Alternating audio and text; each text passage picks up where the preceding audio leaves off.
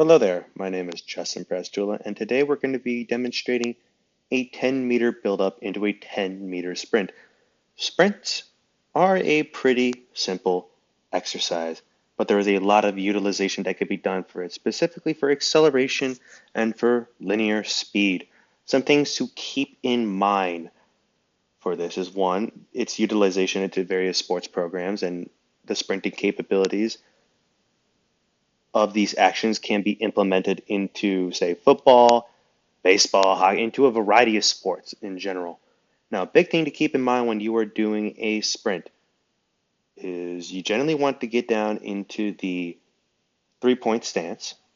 And whenever you start with your leading leg, you say you start with your right leg, you want the right leg to be the leading leg for the rest of the sets that you do throughout your 10-meter sprint into 10-meter build-up workouts.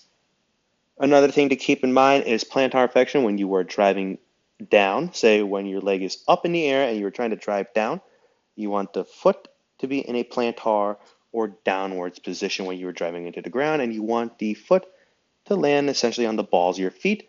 As well, placement of the feet, you want the foot to land relatively underneath you for more efficient sprint time.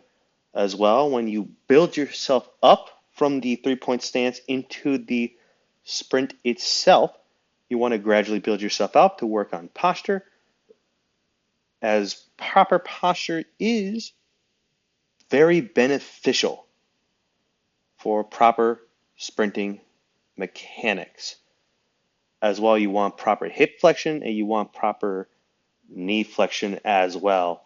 And another thing to keep in mind, and there is one point in this video where it happens where one of his, the name is Cedric. Cedric's, one of his, I think his right foot or his left foot goes just a little wide.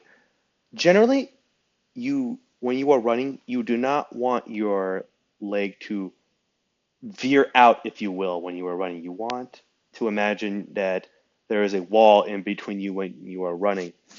Now, if you have an injury and you're trying to rehabilitate, it is one thing, but generally, that is potentially a sign of hip flexor or hip extensor issues that may need to be addressed in that regard. As well, we are working with a 10-meter buildup. The 10-meter buildup is beneficial to warm up the athlete to go at near maximal effort and intensity when it comes to the running exercise.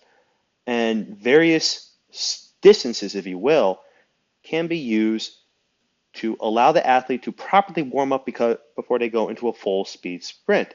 For example, if they just did a 10-meter sprint, they might go fast per se, but if they have a 10-meter warm up or 20, 30 warm up where they probably warm up the body, they might be able to more efficiently use the mechanisms needed for a running mechanic and to get better sprint times. Now that that is over, I will quickly demonstrate the 10-meter buildup into the 10-meter sprint. Thank you for your time, and I hope you have a great day.